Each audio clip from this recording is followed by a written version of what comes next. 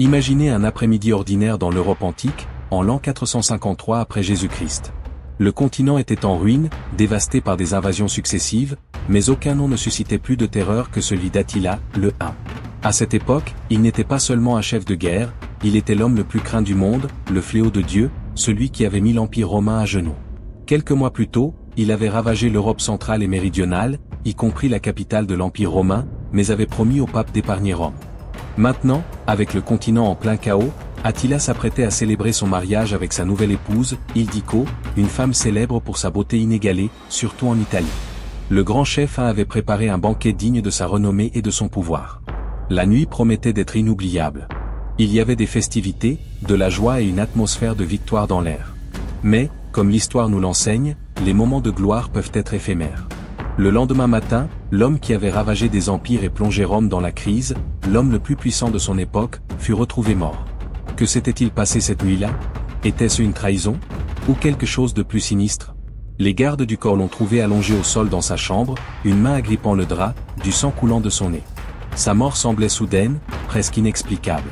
Attila, le fléau de Dieu, celui qui s'était tant de fois dressé sur le champ de bataille comme un géant, avait chuté en silence, sans laisser d'indice clair de lutte. La mort d'Attila a déclenché une série de spéculations et de mystères qui résonneraient pendant des siècles. Mais qui était cet homme qui terrifiait les empires et avait construit l'une des plus grandes armées de son temps? Attila est né vers 406 après Jésus-Christ, dans la région qui correspond aujourd'hui à la Hongrie. Dès son plus jeune âge, il fut formé pour la guerre. Élevé dans une famille puissante, sa vie était consacrée à la préparation pour diriger son peuple. Contrairement aux stéréotypes du barbare irrationnel, Attila fut éduqué dans l'art de la stratégie militaire, la diplomatie et l'équitation. Il étudia également avec certains des meilleurs enseignants de l'époque, apprenant sur les cultures voisines, et peut-être même en lisant des textes grecs et latins. Son savoir allait bien au-delà de la force physique, et cela fit de lui un chef redoutable. Attila commença à commander les Huns en 434, aux côtés de son frère Bléda. Ensemble, ils élargirent leur empire, envahissant et conquérant des villes grâce à une combinaison de forces militaires et de tactiques stratégiques. Le partenariat entre les frères semblait invincible, mais en 445, Attila, poussé par l'ambition, tua Bléda et prit le contrôle total. Ce fut le début d'une ère de conquête encore plus brutale et décisive.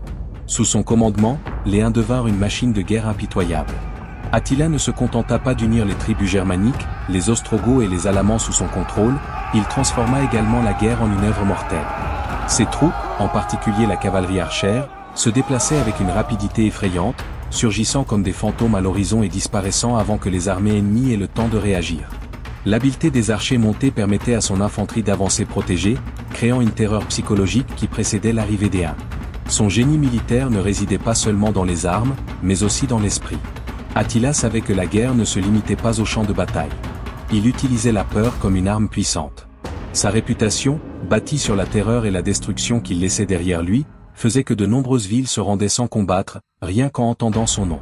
Cette combinaison de tactique et de terreur donnait à Attila un avantage considérable sur les Romains, dont les armées, plus lentes et plus conventionnelles, ne pouvaient suivre la mobilité des Huns. Entre 445 et 451, Attila mena des campagnes dévastatrices, pillant des villes et détruisant des nations entières. En 451, il envahit la Gaule, la France actuelle, où il se heurta à une coalition de Romains et de Visigoths. La bataille des champs cataloniques fut l'une des plus sanglantes de l'histoire, avec des milliers de morts de chaque côté.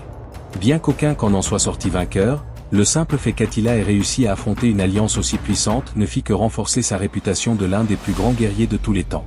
L'année suivante, Attila tourna son attention vers le cœur de l'Empire romain, envahissant l'Italie. Il ravagea des villes comme Aquilée, Milan et Padoue, laissant derrière lui une traînée de destruction. Rome semblait sur le point de subir le même sort. C'est alors que le pape Léon Ier, dans un acte désespéré, décida de négocier avec le chef Hun. La rencontre entre Attila et le pape, qui eut lieu en 452, reste entourée de mystères. On ne sait pas exactement ce qui fut dit, mais d'une manière ou d'une autre, le pape réussit à convaincre Attila de se retirer, épargnant ainsi Rome d'être mise à sac. Cet épisode allait devenir l'un des moments les plus emblématiques et intrigants de l'histoire d'Attila. Mais, l'année suivante, après cette rencontre inattendue, vint la nuit de son mariage avec Ildico, et avec elle, la fin d'Attila. La mort soudaine du chef Hun souleva une série de questions qui n'ont jamais trouvé de réponse claire. Certains historiens pensent qu'il est mort d'une hémorragie nasale, s'étouffant dans son propre sang pendant son sommeil.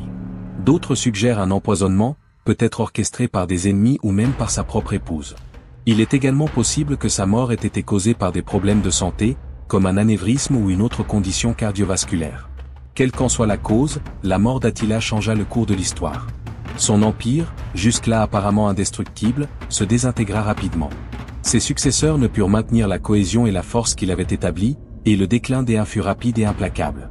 Pourtant, l'impact d'Attila sur l'Europe fut profond. Ses invasions furent l'une des nombreuses forces qui accélérèrent la chute de l'Empire romain d'Occident. Après sa mort, la géopolitique de l'Europe commença à changer. Le vide de pouvoir laissé par les Huns ouvrit la voie à l'émergence de nouveaux royaumes et puissances qui allaient façonner l'Europe médiévale. Le continent, autrefois gouverné par un seul empire, devenait maintenant un ensemble de petits royaumes et protectorats, essayant de survivre au milieu du chaos. Ainsi, la mort d'Attila, enveloppée de mystère, n'effaça pas son héritage. Il a changé le cours de l'histoire européenne, et sa mémoire continue de résonner aujourd'hui, comme l'homme qui terrorisa les Romains et marqua la fin d'une époque. Bien que sa mort reste entourée de mystères, le legs d'Attila ne s'est pas éteint avec lui. Les conséquences de ses conquêtes brutales et de ses tactiques militaires redéfinirent la carte de l'Europe, préparant la voie à l'émergence de nouveaux royaumes après la chute de Rome. En un sens, Attila fut le catalyseur d'une transformation irréversible, un acteur central dans la transition entre l'Antiquité et le Moyen Âge. Même disparu, son nom évoquait encore la terreur, et son empreinte, gravée dans l'histoire, continua de façonner le destin de l'Europe pour des siècles à venir.